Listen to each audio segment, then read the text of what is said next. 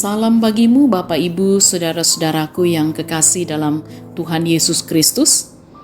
Kita bersyukur atas kasih dan karunia Tuhan, kita boleh menikmati hari ini.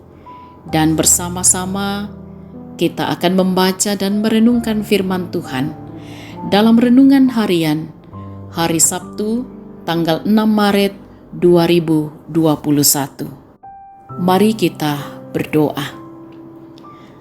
Kami akan membaca firman-Mu dan merenungkannya. Ya Roh Kudus, terangi hati dan pikiran kami untuk boleh memahami dengan benar, dan firman-Mu akan terus menuntun kami pada kebenaran. Ampunilah dosa kami, dalam nama Tuhan Yesus kami berdoa. Amin.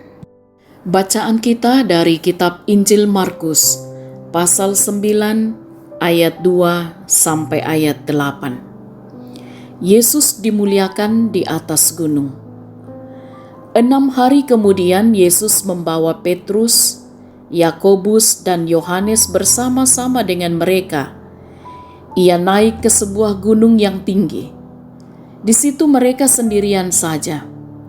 Lalu Yesus berubah rupa di depan mata mereka, dan pakaiannya sangat putih berkilat-kilat. Tidak ada seorang pun di dunia ini yang dapat mengelantang pakaian seperti itu. Maka nampaklah kepada mereka Elia bersama dengan Musa. Keduanya sedang berbicara dengan Yesus. Kata Petrus kepada Yesus, "Rabi, betapa bahagianya kami berada di tempat ini. Baiklah kami dirikan 3 kemah, 1 untuk engkau, 1 untuk Musa, dan 1 untuk Elia." Ia berkata demikian, sebab tidak tahu apa yang harus dikatakannya, karena mereka sangat ketakutan. Maka datanglah awan menaungi mereka, dan dari dalam awan itu terdengar suara, "Inilah anak yang kukasihi, dengarkanlah dia." Dan sekonyong-konyong waktu mereka memandang sekeliling mereka, mereka tidak melihat seorang pun lagi bersama mereka, kecuali Yesus seorang diri. Amin. Tema kita hari ini, kita patut berubah. Si patuki tu membali.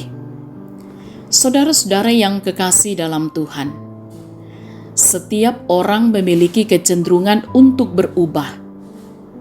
Berubah berarti menjadi lain atau berbeda dari semula. Banyak orang yang mau berubah menjadi lebih baik dan benar, namun terkadang sulit untuk melakukannya. Peristiwa Yesus dimuliakan di atas bukit menunjukkan bahwa Yesus berubah rupa dan pakaiannya bercahaya. Kemuliaan surgawi tercurah mengubahkan rupa Tuhan Yesus, juga memberikan kekuatan dan dukungan ilahi melalui Elia dan Musa, karena Tuhan Yesus akan menghadapi jalan salib. Musa dan Elia merupakan tokoh yang penting dalam sejarah umat Allah. Dua tokoh ini dipanggil Allah untuk menyerukan agar umatnya membaharui hidup mereka sesuai dengan kehendak Allah. Hal itulah yang kemudian dilakukan juga oleh Yesus terhadap muridnya. Karena itu, ia mengajak muridnya ikut ke gunung tersebut. Para murid akan melewati masa-masa sulit dalam hal mengikut Yesus. Sementara iman mereka masih kerdil, serta kurang mengerti pengajaran Yesus tentang penderitaannya. Mereka perlu dibentuk untuk menjadi manusia-manusia berkarakter, dibaharui dan dikuatkan. Saudara-saudaraku yang kekasih dalam Tuhan, respon murid-murid Yesus atas peristiwa ini menggambarkan diri kita yang terkadang lebih mendahulukan sifat kedagingan yang hanya ingin bernikmat-nikmat saja di tempat yang dianggap nyaman dalam kesalahan. Karena itu, kita perlu berubah, lalu membangun kesadaran untuk keluar dari zona nyaman yang salah lalu kita pergi memuliakan Tuhan. Mungkin kita terasa sulit keluar dari zona nyaman itu. Namun, dengan memusatkan perhatian kita kepada Allah, maka segala yang tidak mungkin bagi kita dapat dimungkinkannya. Berubahlah lalu menyatakan kemuliaan Kristus kepada semua orang. Amin. Mari kita berdoa. Ya Tuhan, kami bersyukur di tengah-tengah kami menjalani kehidupan kami, Firman-Mu terus menyapa kami, Firman-Mu menegur kami, bahkan Firman-Mu terus menopang dan menguatkan kami.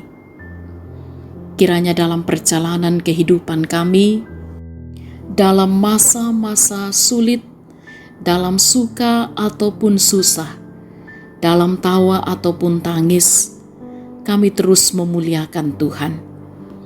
Dan biarlah ya Tuhan, kemuliaan-Mu akan senantiasa juga kami nyatakan kepada semua orang.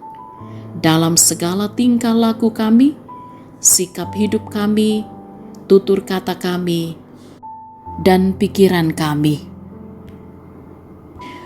Bapa kami dalam surga, mohon teruslah menjaga melindungi kami sepanjang hari ini dalam berbagai aktivitas, tugas tanggung jawab yang Tuhan percayakan bagi masing-masing kami. Diberkatilah kiranya usaha pekerjaan yang ditekuni oleh jemaat Tuhan. Diberkatilah kiranya anak-anak dalam pertumbuhan dan pendidikan. Diberkatilah kiranya setiap orang tua dalam tanggung jawab dan peran yang Tuhan percayakan.